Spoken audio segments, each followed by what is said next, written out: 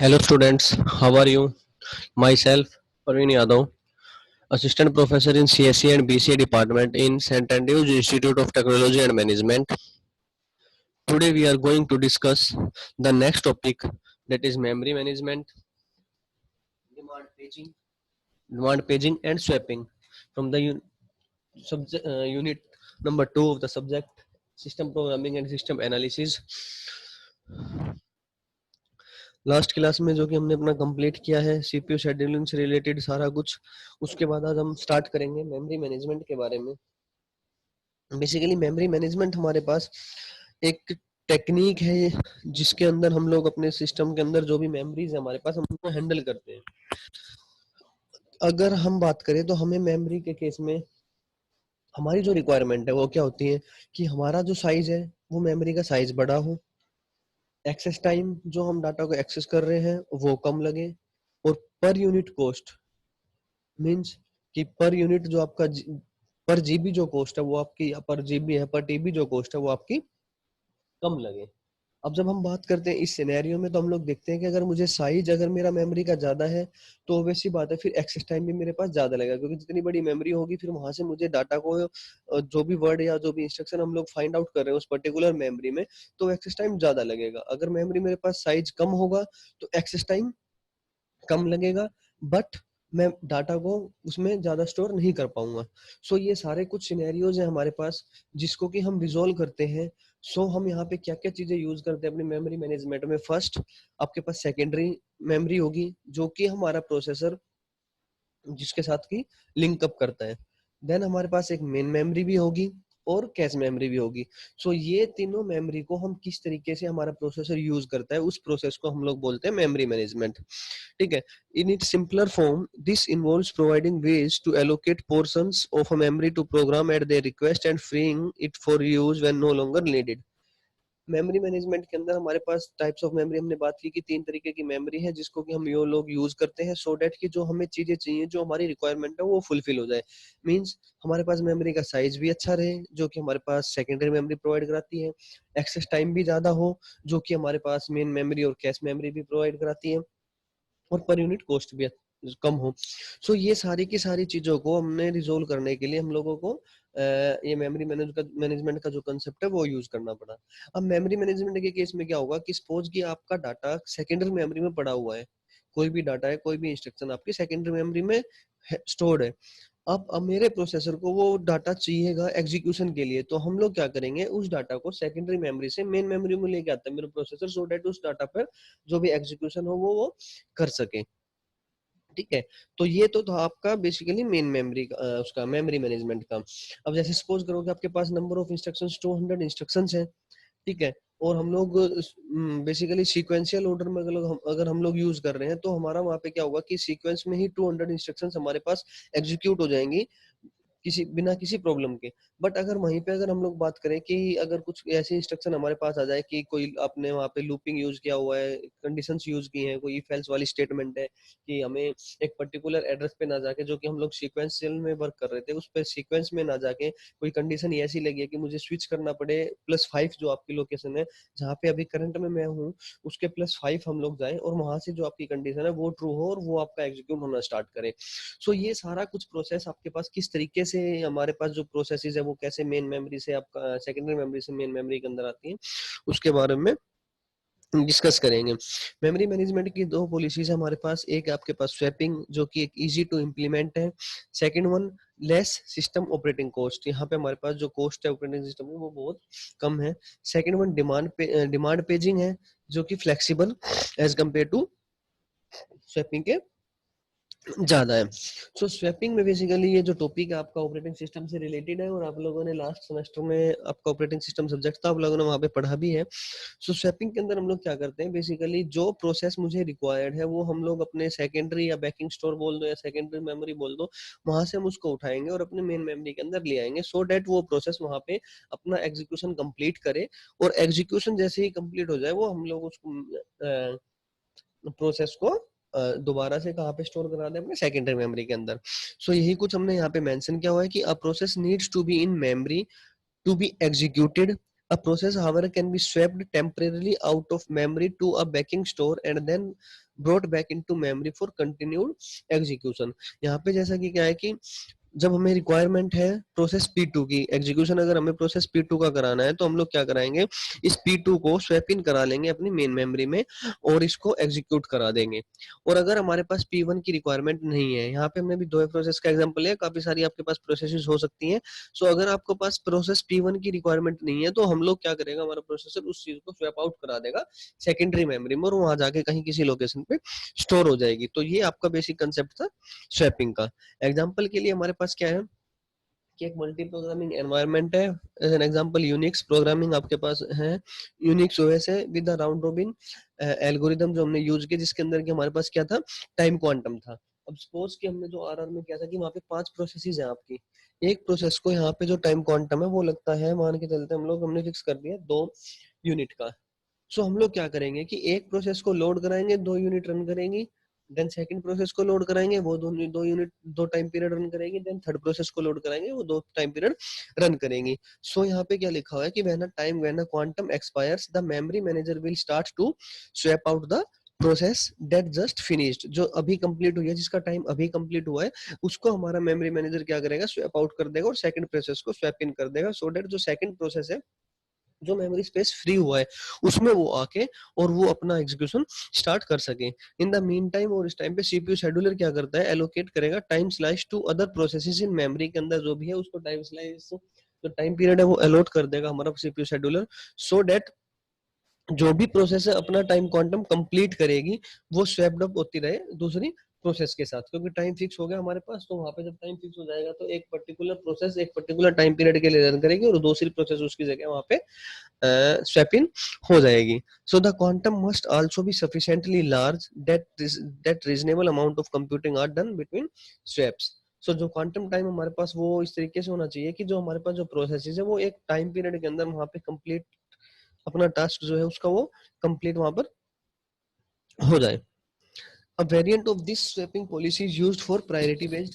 दूसरा एग्जांपल आपका यहाँ पे प्रायोरिटी बेस्ड भी हो सकता है कि जिसकी हाई प्रायोरिटी होगी वो प्रोसेस आपके पास स्वैप इन होगी, एग्जीक्यूट होगी, देन उसके बाद सेकंड हाईएस्ट प्रायोरिटी वाला जो आपके पास प्रोसेस होगी वो एग्जीक्यूट होगी, देन थर्ड हाईएस्ट प्रायोरिटी जिसकी होगी वो एग्जीक्यूट होगी।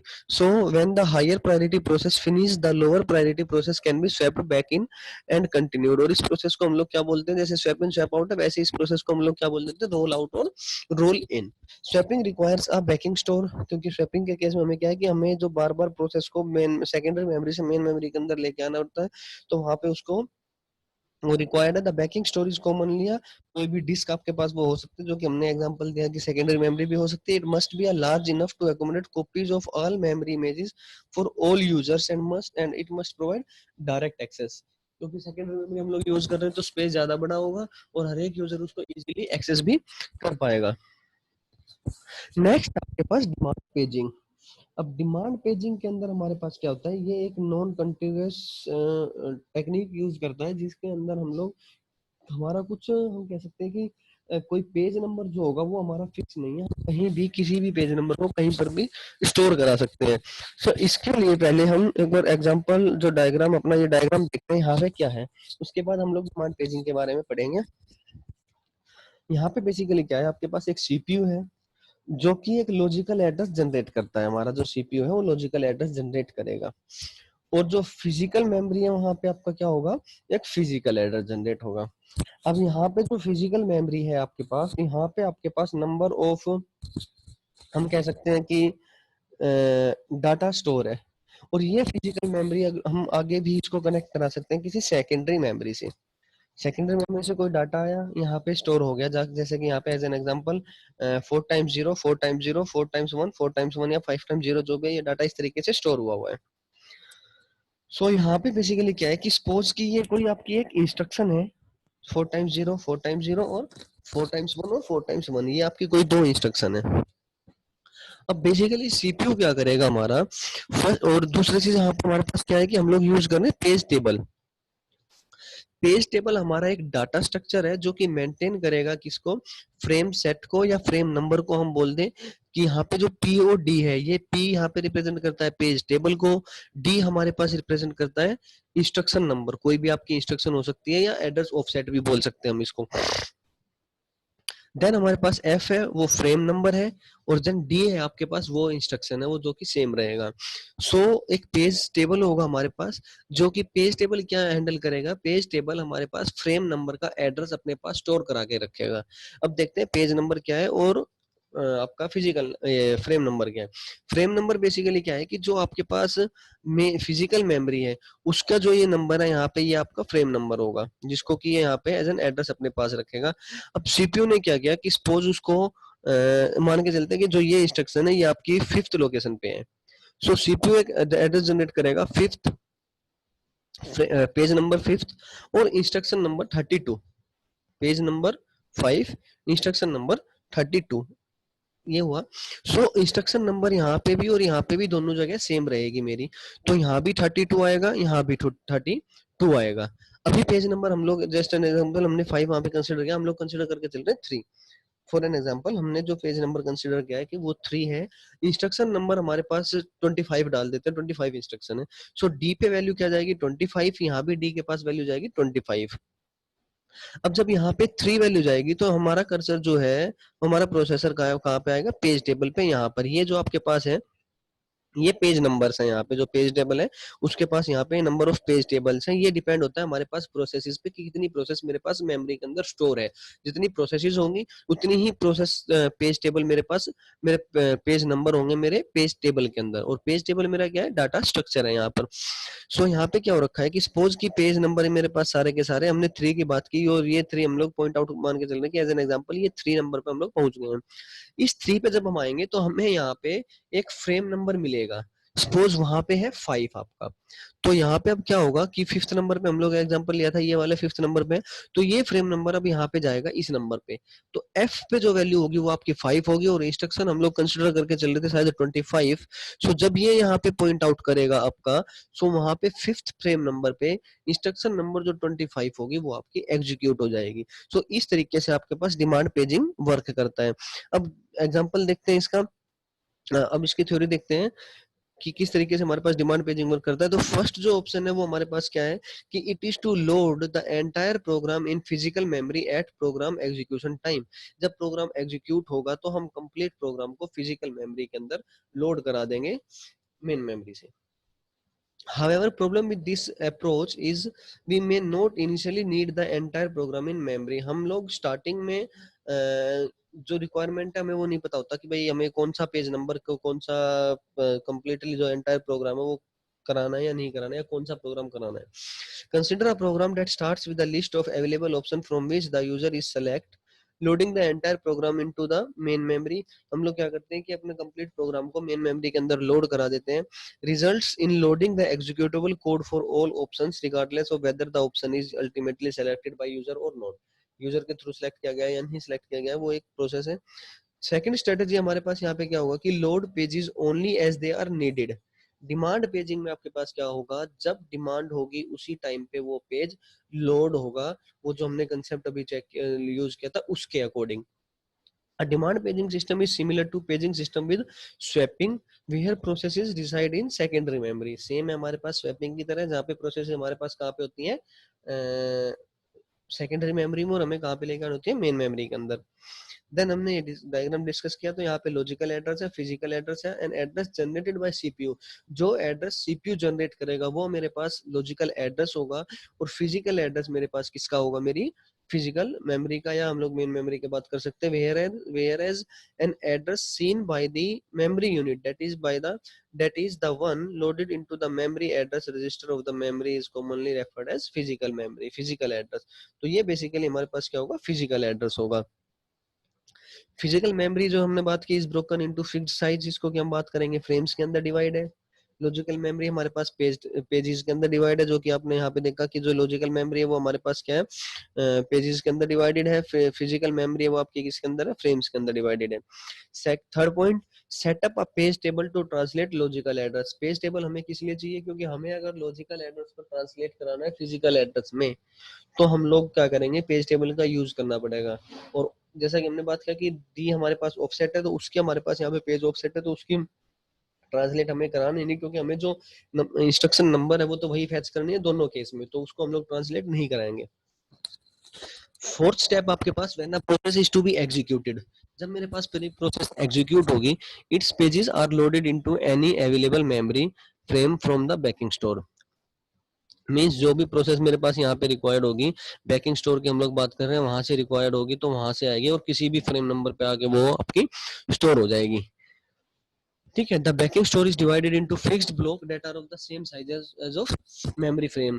जो हमारे पास जो सेकेंडरी स्टोरेज डिवाइस है, सेकेंडरी मेमोरी है, वो हमारे पास नंबर ऑफ ब्लॉक्स में डिवाइड होगी, जिसका कि साइज कितना होगा, जितना मेरा मेन मेमोरी के फ्रेम का साइज होगा। Every address generated by the CPU, जो भी एड्रेस सीपीयू जनरेट करेगा वो दो पार्ट में डिवाइड होगा, जो कि लॉजिकल एड्रेस जनरेट हुआ था, तो दो पार्ट में जिसमें डिवाइड हुआ था वो आपका फर्स्ट था पेज टेबल, सेकंड था आपका page offset. The page number is used as an index into the page number page table. जो पेज नंबर है वो आपका वो नंबर इंक्लूड करेगा, वो इंडेक्सिंग जो हमारे पास पेज टेबल की होगी वो उसको वहां पे पॉइंट आउट करेगा। The page table contains the base address of each in the physical memory. So जो पेज टेबल होगा वो हमारे पास क्या कंटेन करेगा, बेस एड्रेस करेगा फिजिकल मेमोरी का, जो कि हमारे पास क्या है, फ्रेम नंबर है या बेस एड्रेस है। ठीक है, उसके बाद the base address is combined with page offset to define the physical memory address that is sent to the memory unit. So base address अब combine होगा हमारे पास पेज ऑफसेट के साथ, यहाँ पे आपका कंबाइन होगा और फिर वो पॉइंट आउट करेगा उस पर्टिकुलर फ्रेम को या उस पर्टिकुलर मेमोरी लोकेशन को, मेन मेमोरी की, जहां से मुझे वो पर्टिकुलर इंस्ट्रक्शन एग्जीक्यूट करानी है।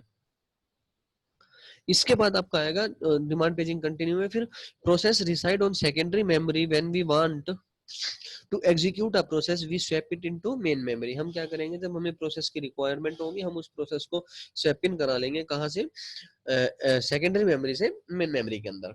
rather than swapping the entire process into memory, however we use a lazy swapper। Basically हमारे पास वहाँ पे क्या हो रहा था, वहाँ पे जो वर्किंग चल रही थी, हम लोग सेकेंडरी मेमोरी से हम लोग मेन मेमोरी के अंदर डाटा लेके आ रहे थे, जो कि हम लोग बात कर रहे थे स्वैपिंग के अंदर, स्वैप इन और स्वैप आउट। यहाँ पे हम लोग क्या कर रहे हैं, मेन मेमोरी से डाटा को उठा के अपने सीपीयू के पास लेके जा रहे हैं, जिसमें कि हम लोग फ्रेम्स को, पेज नंबर को भी यूज कर रहे हैं। Since we are now viewing a process as a sequence of pages rather than as one large contiguous address space, use of swap is technically incorrect। तो यहाँ पे हमारे पास क्या होगा कि जो स्वैपिंग का टेक्निक हम लोग इस पर्टिकुलर सिनेरियो में थोड़ा सा टिपिकल टास्क होगा यहाँ पे। So a swapper manipulates the entire process. Swapper क्या करेगा, कंप्लीट प्रोसेस को उठा के वो वहाँ पे स्टोर करा देगा, वेयर एज पेजर क्या करेगा, इंडिविजुअल पेज को किसी पर्टिकुलर प्रोसेस के किसी एक इंडिविजुअल पेज पर वो वहां से यूज करेंगे हम लोग। So we use a pager rather than swapper in connection with demand paging. Demand paging के केस में हम लोग स्वैपर की बजाय डिमांड पेजिंग यूज करते हैं, सो डेट कि क्या होगा कि एक प्रोसेस का अंदर काफी सारी इंस्ट्रक्शंस भी हो सकती है, जैसे कि मेन मेमोरी में अगर हम लोग बात करें, सेकेंडरी मेमोरी में अगर हम लोग बात करते हैं, सो सेकेंडरी मेमोरी के जैसे हम लोग डिस्कस कर रहे थे कि सेकेंडरी मेमोरी से मेन मेमोरी के अंदर आएगा, तो दो प्रोसेस आप लोगों की वहां पे यूज होंगी, स्वैपिंग इन, स्वैप आउट। वहां से यहाँ तक आ गई है, पूरी की पूरी कंप्लीट प्रोसेस उठ के आ गई है। बट अब इसके बाद जो कंप्लीट प्रोसेस है उसमें पेज नंबर में वो डिवाइड होगी अलग अलग पेज नंबर में, अलग अलग फ्रेम्स में। सो वो जो पर्टिकुलर पेज नंबर है वो अब हमारे पास by using demand paging technique, और जो पेज की रिक्वायरमेंट होगी वही पेज आपका मेन मेमोरी में जाएगा। सो यहाँ पे बेसिक कंसेप्ट हमारे पास क्या था कि when a process is to be swapped in, the pager guess which page will be used before the process is swapped out again. जब स्वैप इन हुआ है कोई प्रोसेस का, जो पेजर वहां पे ये गैस करके चलता है कि कौन सा प्रोजेक्ट, वो पहले गैस करता है कि कौन सी प्रोसेस कौन सी स्वैप आउट होगी या कौन सी स्वैप इन होगी पहले। Instead of swapping in a whole process, the pager brings only those necessary pages into memory। Complete process के बजाय हमारा पेजर क्या करता है, नेसेसरी जो पेजेस रिक्वायरमेंट होते हैं उसी को वो लेके आता है मेमोरी के अंदर। Thus it avoids reading into memory pages that will not be used anyway, decreasing the swap time and the amount of physical memory needed। क्योंकि कंप्लीट प्रोसेस को आप लोग स्टोर कराओगे, मेमोरी ज्यादा रिक्वायरमेंट होगी, और एक सिंगल पेज टेबल को हम लोग स्टोर कराएंगे, मेमोरी हमारे पास कम यूज होगी। सो ये हमारा था बेसिकली, आपका ये डायग्राम है कि किस तरीके से स्वैप इन स्वैप आउट हो रहा है। तो प्रोग्राम ए है, प्रोग्राम बी है, दो प्रोग्राम है। ये प्रोग्राम के कुछ पेज नंबर है, सपोज कि यहाँ पे ये 4 पेजेस यहाँ पे प्रोग्राम ए यूज कर रहे हैं, प्रोग्राम बी ने भी अपने 4 पेजेस यूज किए हैं। तो जब कंप्लीटली स्वैप और स्वैप आउट और स्वैप इन के केस में क्या हुआ कि ये जो 4 है 4 5 6 7 यहाँ पे स्टोर हो गया, और आपका 16 17 18 19 3 पेजेस यहाँ पे, तो 17 18 19 आपका यहाँ पे स्टोर हो गया। तो ये तो हुआ आपका स्वैपिंग। बट अब जब यहाँ से ये पेज नंबर में आपका पास डिवाइड हो गया अलग अलग पोर्शन में, तो अब यहाँ से एक एक पेज को हम लोग आगे प्रोसीड करा सकते हैं by using demand paging. With this scheme we need some form of hardware support, hardware support जो हमें मिलेगी चाहिए यहाँ पे, to distinguish between those pages that are in memory and those pages that are on the disk, कि कौन सा memory में है, कौन सा सेकेंडरी डिस्क में है। सो यहाँ पे हमारे पास दो बिट स्कीम हम लोग यूज करेंगे, जिसमें कि एक होगा आपके पास वैलिड बिट स्कीम, एक होगा इनवैलिड बिट स्कीम।